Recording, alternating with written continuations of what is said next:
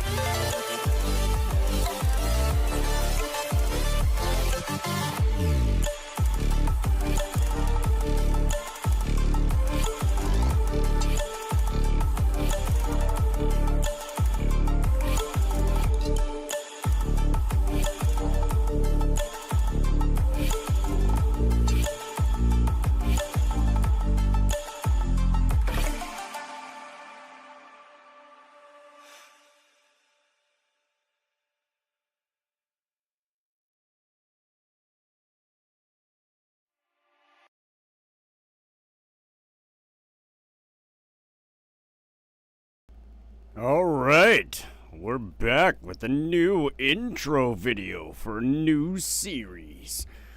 Can't keep the same intro video. And I should probably use the other intro video for my parkour stuff. Which is soon to come, by the way. I'm still filming tutorials and shit like that for some shorts, I guess. And maybe some other stuff. I'll have a lot of good meaty shit when I'm able to have like members only. That'll be fantastic. But until then, we'll trudge on with what we have. That being said, this series is battle tactics and war strategies. That's what the BTWS stands for. Because you know, every good ninja knows their battle tactics and their war strategies well. I mean, let's be honest. I'd rather be a warrior in a garden than a gardener in a war. That being said, some of the things we're going to talk about in this series are going to be military strategy. Basically, a set of ideas implemented by military organizations to pursue desired strategic goals. It's basically what we're going to go over. We're going to go over a bunch of different battles and individual wars. Speaking of which, if you have a specific one in the comments, then I'm more likely to go over it sooner than later. So let me know what you want to see, what you want to hear about, what you want to talk about.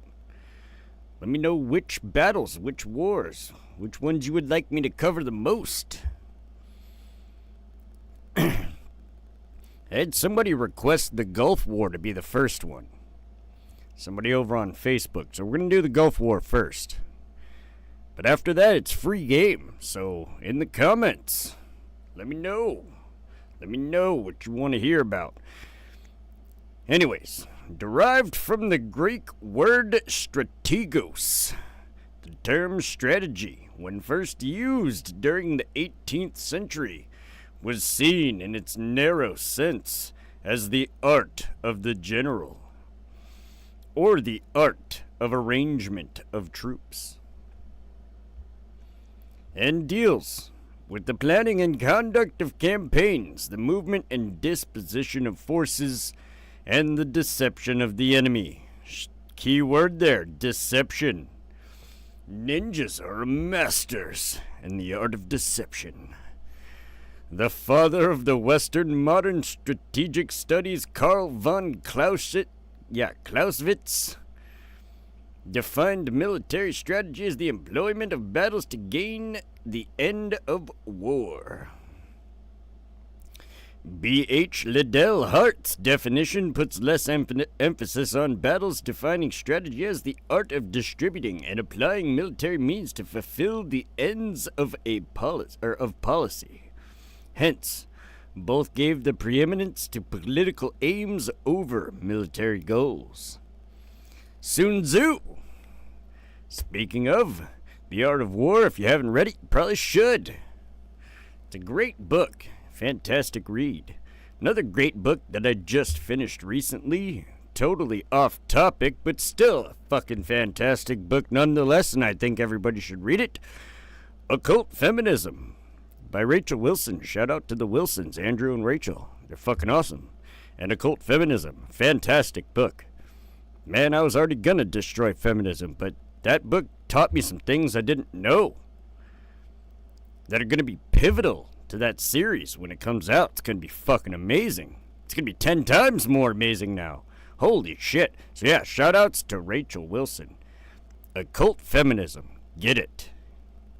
Anyways, Sun Tzu is often considered as the father of Eastern military strategy and greatly influenced Chinese, Japanese, Korean, and Vietnamese historical and modern war tactics. The Art of War by Sun Tzu grew in popularity and saw practical use in Western society as well. It continues to influence many competitive endeavors in Asia, Europe, and America, including culture, politics, and business, as well as modern warfare. The Eastern military strategy differs from the Western by focusing more on asymmetric warfare and deception.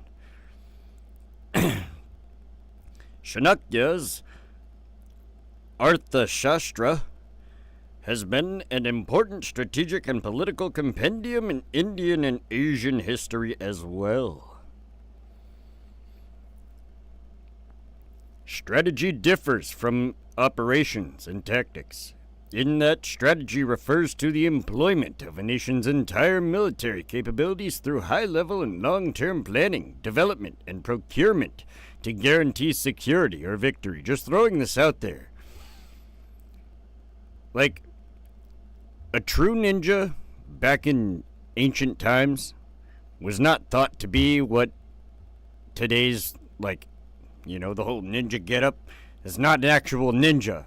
Like, ninjas were like master infiltrators, man. They would get into, they would marry into a family and then raise kids to, do the dirty work of bringing the family down in political society. It was crazy. The amount of, infiltration and deception that went on. Operations and tactics is the art of organizing forces on or near the battlefield to secure objectives as part of the broader military strategy. Yeah, military strategy has always fascinated me. Why do humans do it? I mean, I understand why fungus goes to full-scale war, but human beings? Come on, guys. I'm not against it. It's just fascinating, that's all. Military strategy is planning and execution of the contest between groups of armed adversaries. It is a sub-discipline of warfare and foreign policy and a principal tool to secure national interests. Its perspective is larger than military tactics, which involve the disposition and maneuver of units on a particular sea or battlefield, but less broad than grand strategy, otherwise called national strategy, which is the overarching strategy of the largest organization, such as nation-state, confederation, or the international alliance, and involves using diplomatic, informational, military, and economic resources. Military strategy involves using military resources such as people, equipment, and information against the opponent's resources to gain supremacy or reduce the opponent's will to fight, developed through precepts of military science. NATO's definition of strategy is presenting the manner in which military power should be developed and applied to achieve national objectives or those of a group of nations. Strategy may be divided into grand strategy, geopolitical in scope, and military strategy that converts the geopolitical policy objectives into military achievable goals and campaigns. Field Marshal Viscount Allenbrook, Chief of the Imperial General Staff and co-chairman of the Anglo-U.S. Combined Chiefs of Staff Committee for most of the Second World War, described the art of military strategy as to derive from the policy aim a series of military objectives to be achieved, to assess these objectives as to the military requirements they create, and the preconditions for which the achievement of each is likely to necessitate. To measure available and potential resources against the requirements and to chart from the process a coherent pattern of priorities and a rational course of action. Field Marshal Montgomery summed it up thus: strategy is the art of distributing and applying military means, such as armed forces and supplies, to fulfill the ends of policy. Tactics means the dispositions for and control of military forces and techniques in actual fighting. Put more shortly, strategy is the art of the conduct of war. Tactics is the art of the fighting. Let's go!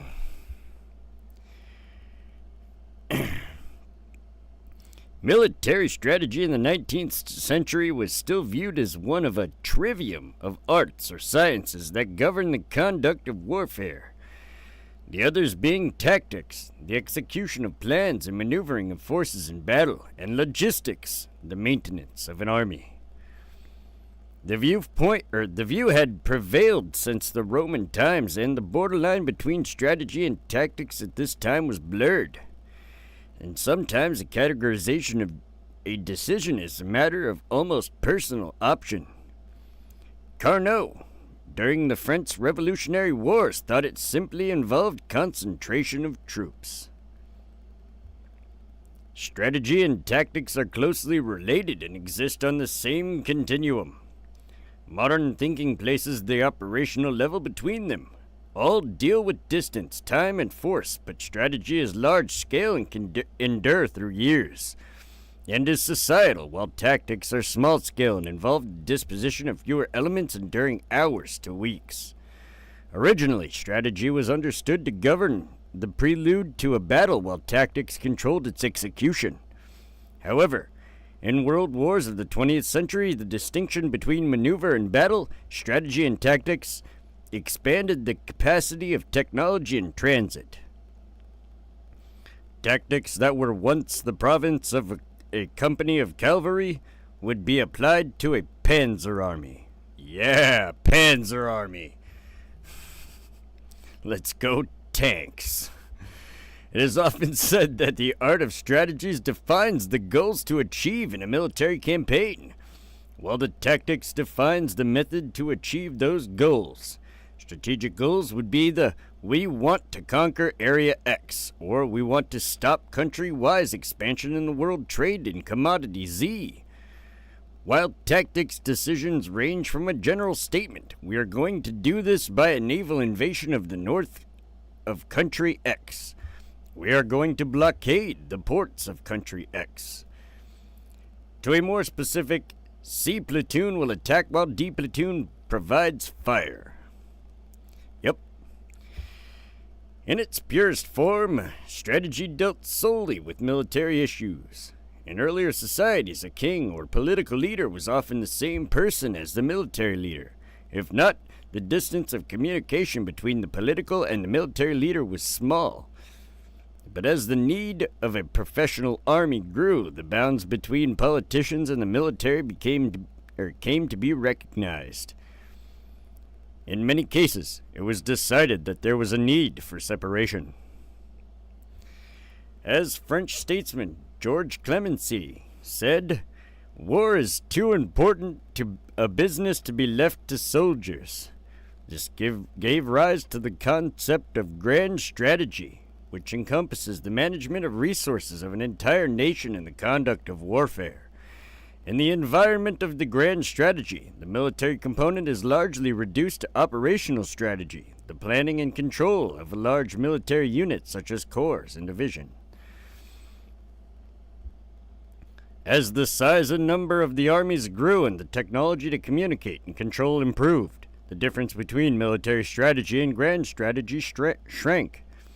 Fundamental to grand strategy is the diplomacy, through which a nation might forge alliances or pressure another nation into compliance, thereby achieving victory without resorting to combat. Another element of grand strategy is the management of the post-war peace. As Clausewitz stated, a successful military strategy may be a means to an end, but is not an end in itself. There are numerous examples in history where victory on the battlefield was not translated into goals such as long-term peace, security, or tranquility. Yes, there was. Yes, there was. All right, now we're going to move on to the next one. I'm going to move on to some of the concepts of military strategy. Some of the things we're going to get into and discuss in this series. The reason I'm going over this is not just because jokingly, ninjas should know their tactics and strategies well. I mean, half jokingly, that's actually kind of serious. If you're going to be a part of the ninja horde, which means you have liked and subscribed to the channel, then you must be up on your tactics, and you must be up on your strategies. And here's a great place to learn them. So, that's what we're going to go over, some of the concepts. Not only that, with the state of the world the way it is today, I think it might be beneficial to know kind of what to look out for. Just saying. I mean, arm the civilians with knowledge. Shit, they might be able to avoid some stuff if need be. Shit, man. I don't want anything bad to happen to the U.S. ever. I support and I love this country, and I'm willing to die for it. As I'm sure many of you are. That being said, let's get into some of the concepts, economic concepts like salaries. You always gotta pay your troops. Shit costs actually a lot of money. You'd be surprised. Asymmetric costs ensure the cost of the enemy loses. It is at least an order of magnitude higher. Losses is at least an order of magnitude higher than the costs of attacking. And you gotta budget it like a business. Ensure there's a sufficient funds and revenue streams to finish the war. Yeah, you don't want to get into something like a conflict, a national conflict, and just not have the money to do it. Couple of places going on today. I mean, there's one place that's not necessarily money is the issue. It's more size and being completely surrounded. And the other one is definitely money. And a lot of that has to do with corruption. It's why they're losing so bad. One of them's in Northern Europe, real close to Scandinavia, if not part of Scandinavia. And, the other one's in the Middle East. We'll go over those at some point, too, just not right away.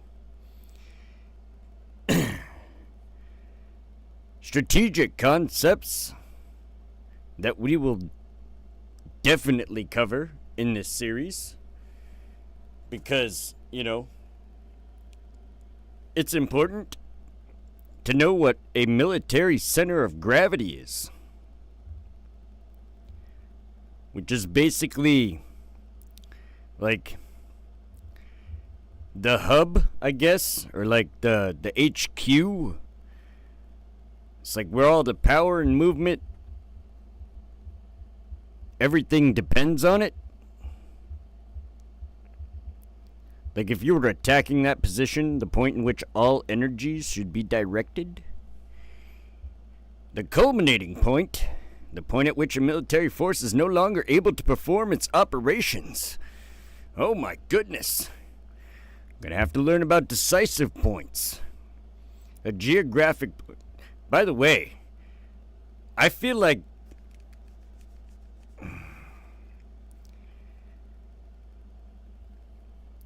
the one that's going on in Northern Europe right now, I feel like that has been at its culminating point for a long time. I don't know. Maybe that's just me. Decisive point, a geographic place, specific key event, critical system, or function that allows commanders to gain a marked advantage over an enemy and greatly influence the outcome of an attack. Dime fill, the elements of national power. Dime, diplomacy, information, military, and economics. And fill often includes financial, intelligence, and law enforcement.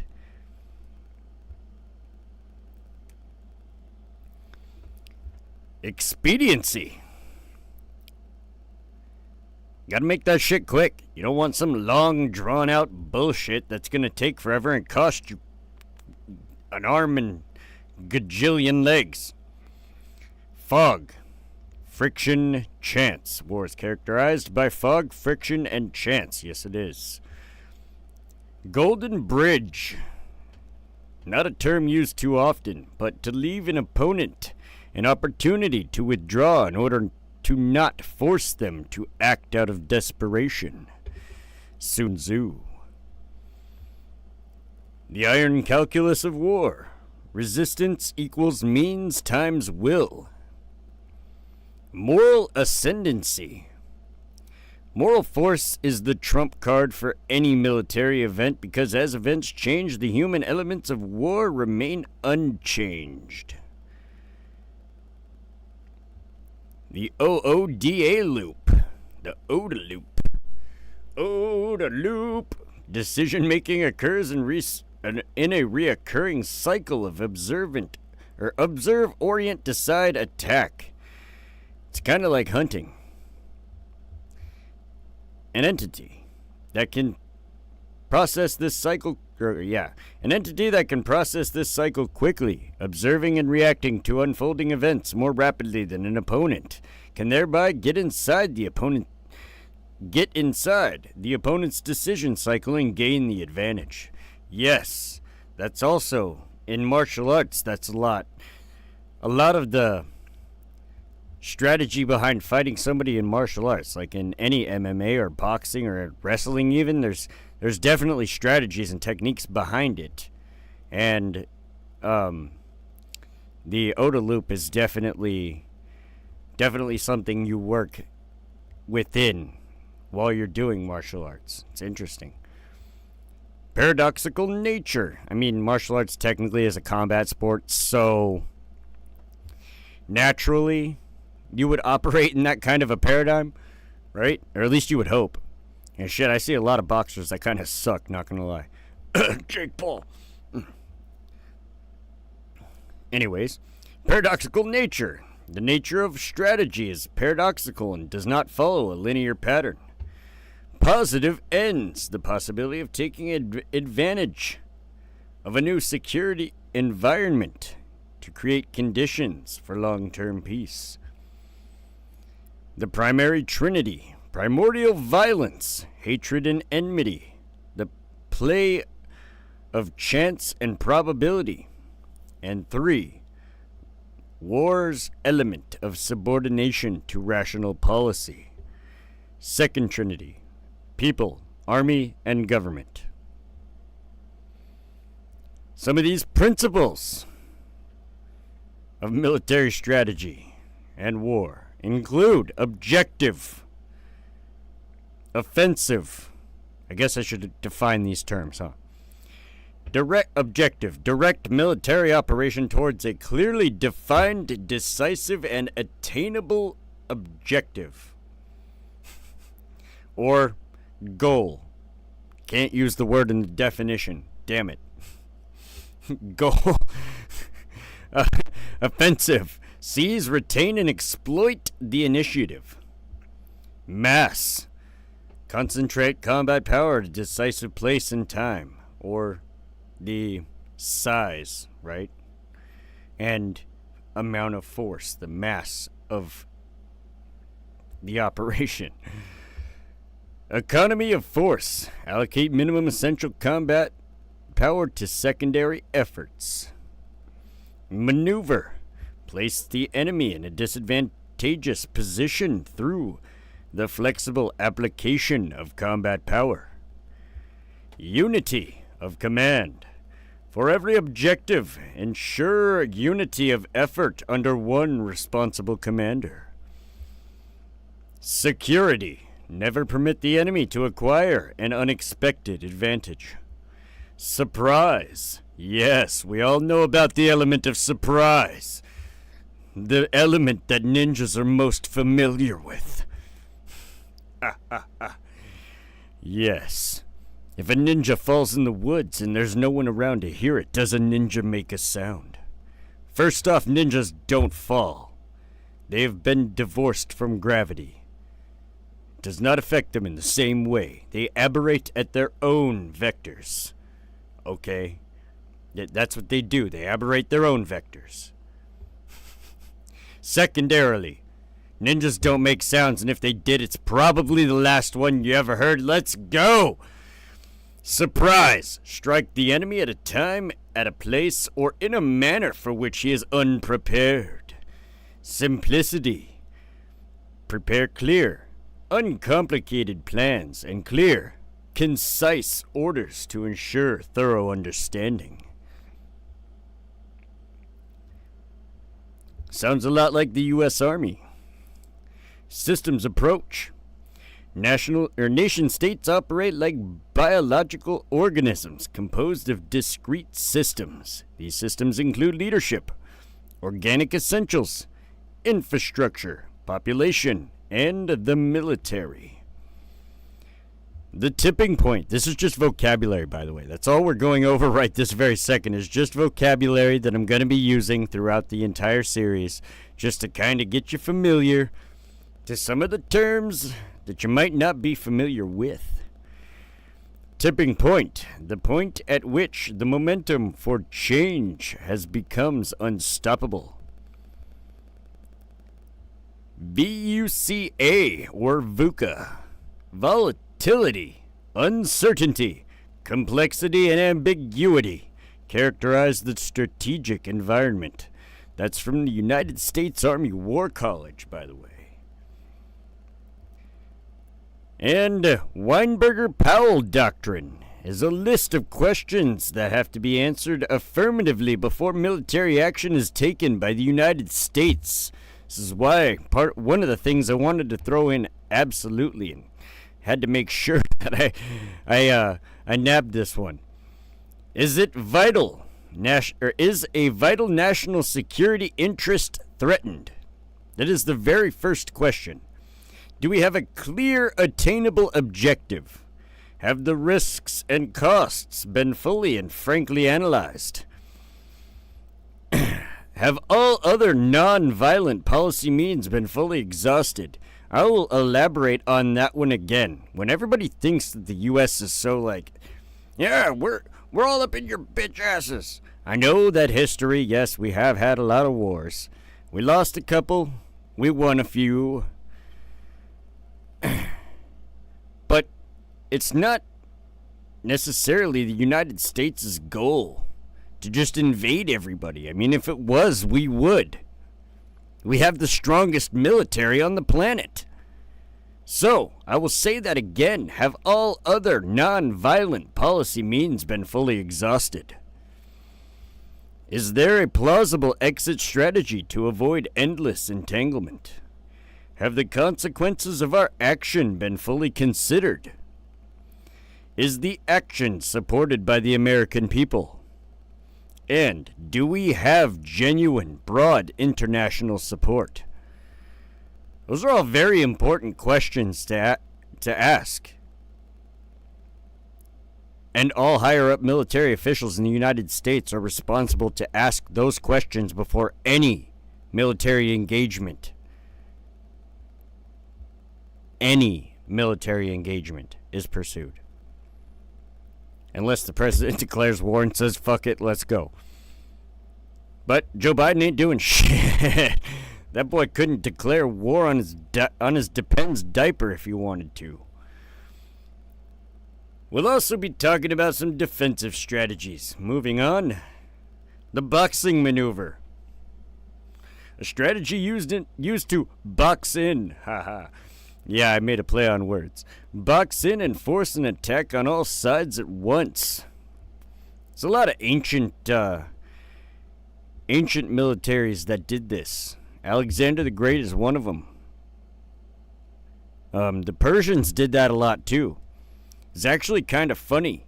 Yeah, the Persians were brutal, man. They had some weird strategies. Like, for instance, when they were fighting Egypt, they would ride on horseback. Their cavalry would be on horseback, and they'd be holding cats. Because Egyptians just wouldn't attack the fucking cats, dude. Cats were sacred to Egyptians, so they wouldn't attack. Like, sometimes you gotta do the psychological and the physical at the same time. I mean, ask Mike Tyson. He'll tell you that anytime he got in the ring, it was not only a battle of physics, it was a battle of wits and psychology, too. And agility. If you'll notice, he doesn't have to hit people many times. He just has to hit them with the right one. Same thing goes with military strategy. You don't have to hit them many times. You just got to hit them with the right one. And the boxing maneuvers, that's an ender. I mean, imagine a horde of ninjas just surrounding you. You're pretty done. That's a lot of shurikens. A choke point. Kind of like the Battle of Thermopylae. You know, the story 300. The use of a strategic geography, usually in a narrow area, intended to concentrate the enemy into a confined area where the defender can maximize his forces. Defense in depth. A strategy to delay rather than prevent the advance of the attackers by buying time and causing additional casualties by yielding space so that the momentum of the attack is lost and the attacking force can be attacked on its flanks. Something akin to the Maginot Line that France tried to set up. Germany pulled the same thing in World War I. They backed off a huge swath of land and then just come on in. All the Russian people went in and they gassed them. It was bad. It was bad. That was when they released chlorine. It's crazy. That's why Germany was so, economically destroyed after World War I. They had to pay out a lot. They did a lot of damage. Not necessarily tactics I agree with, because that doesn't involve any skill. It's just kind of alright, set it and forget it. Damn it. What kind of bull crap is that? Anyways. Elastic defense. A strategy to flexibility. Or flexibly absorb, then repel the advance of attackers through the carefully planned integrated fighting positions. Kind of like bobbing and weaving with your military. It's almost guerrilla warfare, but not quite. Fortification. Every good ancient military had a castle. Israel has something known as the Iron Dome, I do believe. Some kind of dome. Fortification. An absolutely necessary component.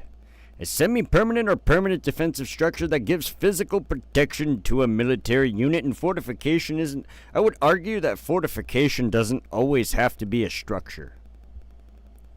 It doesn't have to be a structure. It could be a system of defensive means, right? Whether that be deactivating enemy missiles or anything like that. Could even be just satellite monitoring. It's fortification. It's your, Fabian strategy. Wearing down the enemy by using attrition warfare and indirection while avoiding pitched battles or frontal assaults. Named after Quintus Fabius Maximus Verrucosus in his defense against Carthage. Yep. Military district. An area controlled by a military force for administrative purposes rather than combat. Scorched earth. Something that Russia does a lot. Holy crap. That's one of the things Russia does the most, is scorched earth. Destroying anything that might be of use to the enemy while retreating or advancing. Yeah, it's typically not while advancing. It's usually while retreating. The only time you do it while advancing is if you want to leave nothing left behind and it's just total annihilation is the goal. Turtling. Continuous reinforcement of military front until it has reached its full strength. Then an attack with new superior force. Withdrawal. A retreat of forces while maintaining contact with the enemy. High ground. You know, the thing Obi-Wan had when he suggested Anakin not try it? The high ground. An area of elevated terrain which can be useful in combat. The high ground can provide structural advantages for positions of troops and weaponry which can be thrown or fired from above. Yeah, like rocks from atop a castle wall. You'd be surprised how often boulders were used as a weapon up until, guns. I mean, catapults, man, trebuchets, launched massive boulders. And sometimes other things. Burning projectiles like oil-covered hay bales and shit like that. Yeah. Yeah, interesting tactics. And then there's also the offensive strategies, because those were just defensive strategies. The offensive strategy is air supremacy. Gotta love air supremacy. A degree of air superiority where a side holds complete control of the air power over the opposing forces. Control of the air is the aerial equivalent of command of the sea. Yeah, obviously. So kind of like what Germany had in early World War I when, I forget what his name is, but this guy invented a stopping mechanism on the machine gun so that you could fire through the propellers of the German planes.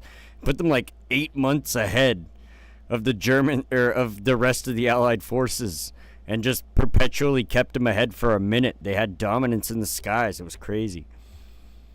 Attrition warfare. I've said it a few times. Here's the definition for it. A strategy of wearing down the enemy to a point of collapse through continuous loss of personnel and material. Used to defeat enemies with low resources and high morale. Usually, it's to put down a rebellion. A lot of times, attrition warfare was used back in ancient times. Darius the Great, Cyrus the Great, Alexander the Great, all did this when they had revolts within their empires of places that had been previously conquered. They used attrition warfare to subjugate those and end the revolts. The bait and bleed. To induce rival states to engage in a protracted war of attrition against each other so that they bleed each other. Similar to the concept of divide and conquer.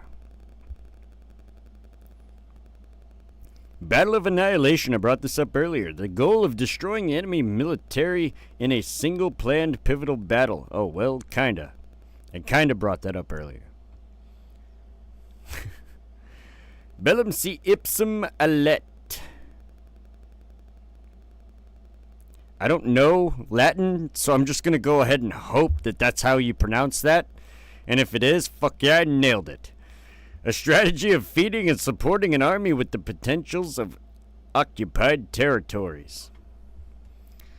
So it's basically we took you over, now we're gonna feed our armies before we move on and take somebody else over. Alexander the Great is that's another great example of something he used in his strategies. The Blitzkrieg.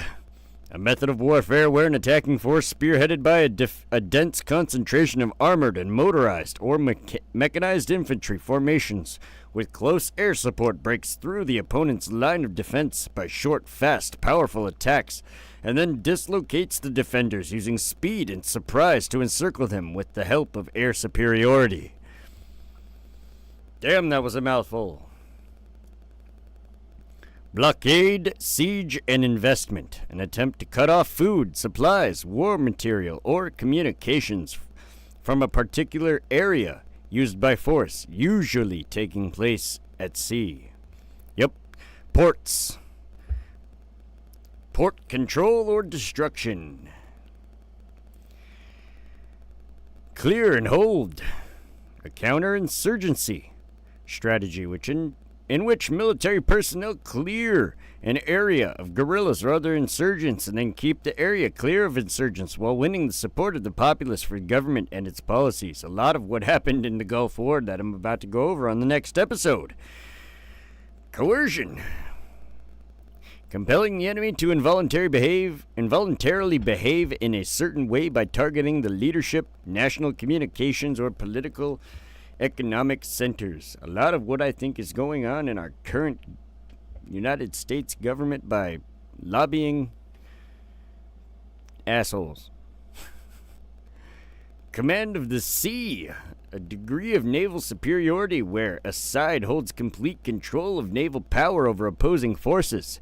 Control of the sea is a naval equivalent of air supremacy. Yes, we discussed that just a second ago. Counterattack, or counteroffensive.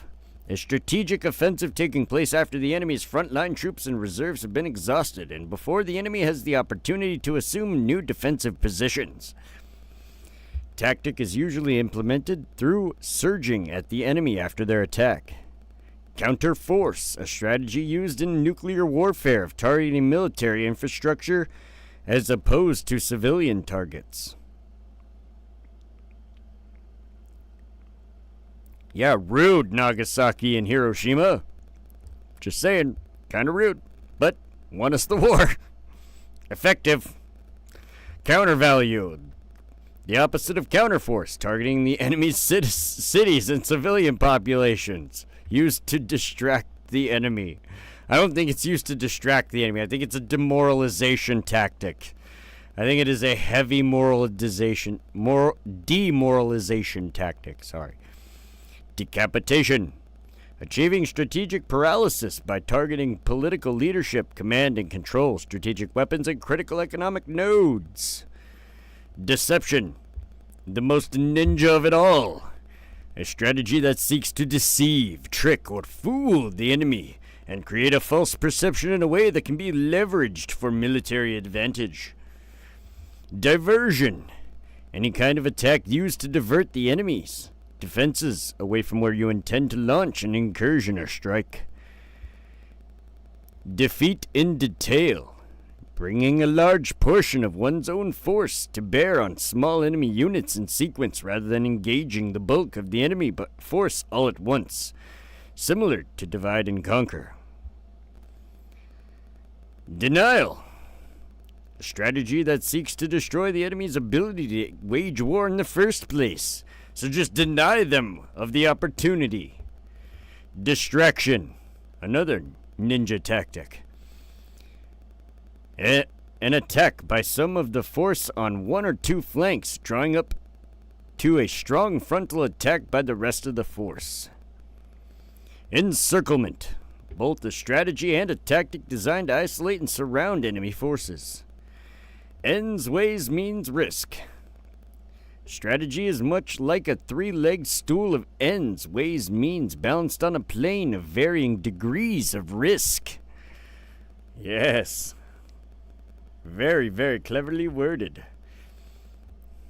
Enculette. A strategy used often in the jungle that aims at attacking the enemy from behind. Exhaustion. A strategy that seeks to erode the will or resources of a country. A feint. Another ninja tactic. A maneuver designed to distract or mislead. Done by giving the impression that a certain maneuver will take place while in fact another, or even none, will. Yes. Flanking maneuver. Involves attacking opponents from the side or rear. Guerrilla tactics. Involves ambushes on enemy troops usually used by insurgency. It's kind of like a hit and run. We actually did that in the United States. That's how we beat the Brits. Home field advantage. Strike, retreat, strike, retreat, strike, retreat. Is literally how the United States gained independence. You know, we're probably going to have to go over the Revolutionary War too. Because, that's one of my favorites, man. It's one of my favorites to read about and learn about. I know a lot about the Revolutionary War. Just reset my hip. That was crazy. What the hell just happened? I'm getting old. I'm an old ninja. Maybe I should read the rest of this in an old guy voice. Maybe not. Heavy force. A counterinsurgency strategy that seeks to destroy an insurgency with overwhelming force while it is still in a manageable state. Human wave attack. An unprotected frontal attack where the attacker tries to move as many combatants as possible into engaging a close-range combat with the defender. A lot of the stuff that happened in World War I trench warfare, where it was time to get up and rush the enemy. And usually the front 2 lines of people got mowed down before the third line was able to make some people break through. absurd amounts of numbers of like shells used. I think it was like 10 billion or some shit like that. 20 billion ammo fired, like bullets used, and like a billion artillery shells or some shit. There's a lot. A lot of ammunition was used in World War One. All right. C. Hybrid warfare employs a political warfare and blends controversial warfare, irregular warfare, and cyber warfare with other influencing methods such as fake news. Fake news. Diplomacy, lawfare, and foreign electoral intervention. Fake news. It's huge. Incentive, a strategy that uses incentives to gain cooperation. Indirect approach. Dislocation is the aim of strategy. Direct attacks almost never work. One must first upset the enemy's equilibrium, fix weakness, and attack strength. 8 rules of strategy. Adjust your ends to your means. Keep your object always in mind. Choose the line of least expectation.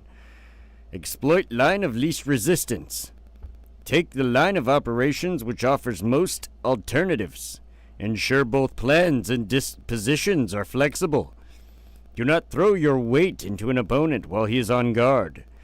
Do not renew an attack along the same lines if an attack has failed. Yes, don't go insane over it. Doing the same thing, expecting different results. Interior lines, placing one's forces between the enemy's forces and attacking each in turn in order to allow one's forces to have better communications and allows one to mass all of one's forces against a part of the enemy's.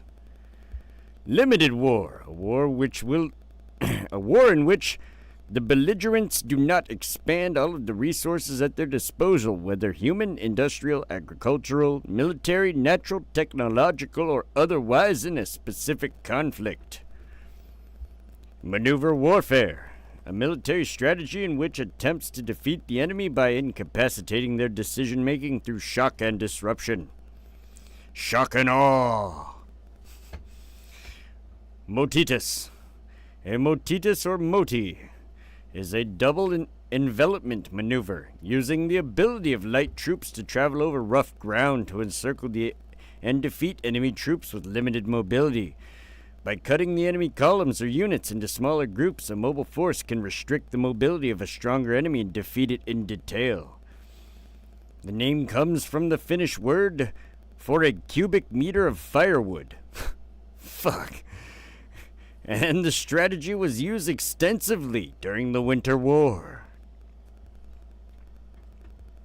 Alright, penetration.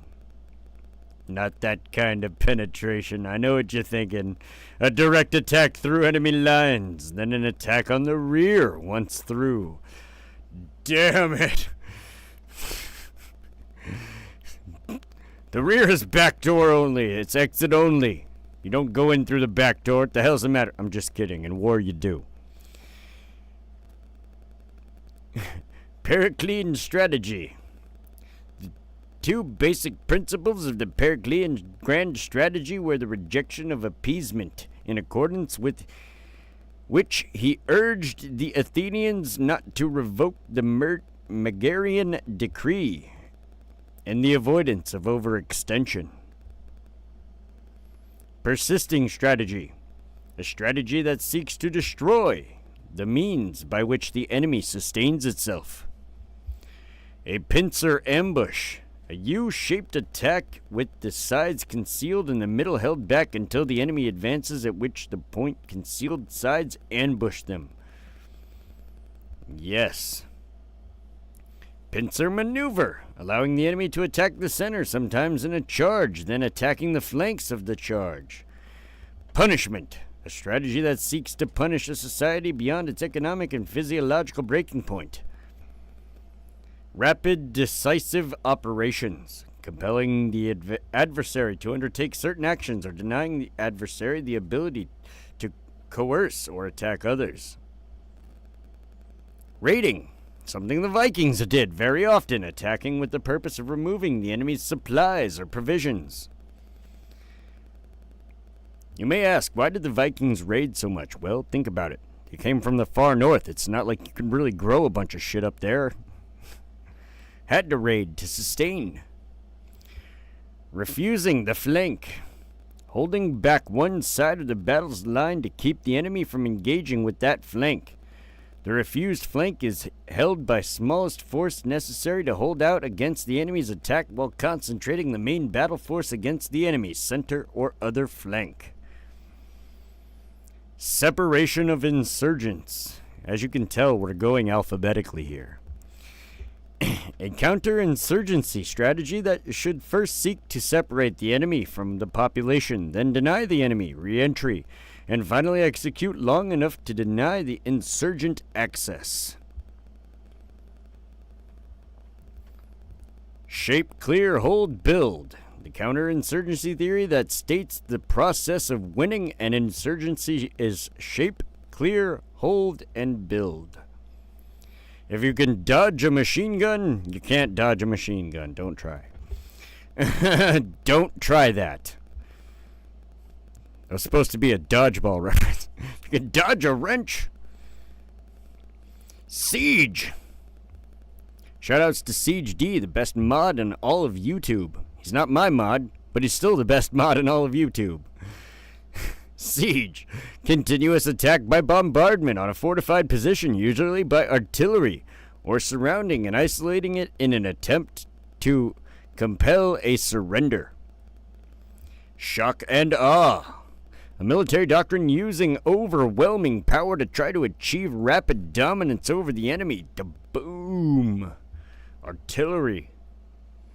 A lot of what was tried to be used in World War I. Swarming. And in World War II, really. Military swarming involves the use of a decentralized force against an opponent in a manner that emphasizes mobility, communication, unit autonomy, and coordination synchronization. Theater strategy. Concepts and courses of action directed towards securing the objectives of national and multinational policies and strategies through the synchronized and integrated employment of military forces and other instruments of national power. Total war. Conflict in which belligerents engage with all available resources. Troop surge. Deploying a large number of troops into theater in order to overcome resistance and act as a defense. Turning movement. An attack that penetrates the enemy's flank, then curls into its rear to cut it off from home.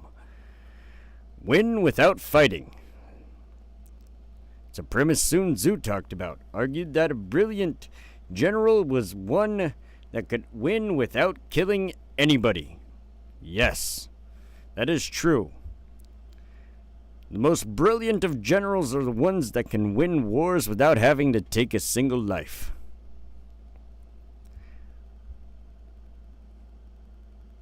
Crescent strategy. Turkish commanders used this strategy. Soldiers act like a crescent and take the enemy in the middle of the crescent and surround it. And that is all the terms. All the definitions. So I don't want to hear anybody. What does that mean? I will tell you to go back and watch episode 1.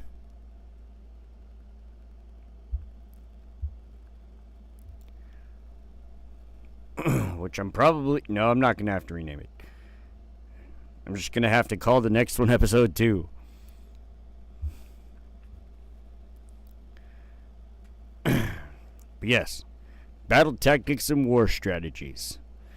This will be a major part of the channel, as I think it is very relevant in today's society. And I think it's something important that we should all know.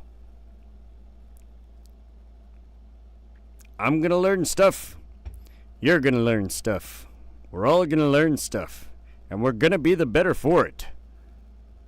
So, that being said, one other thing I want to stress. These episodes are going to end up being longer than my normal episodes. Like, this introduction episode is already at a minute or an hour and 2 minutes.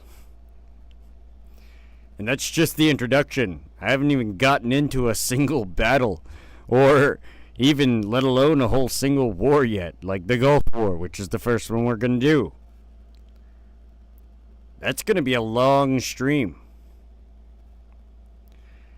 So be ready for multiple hours of conversation about combat, strategies, and tactics.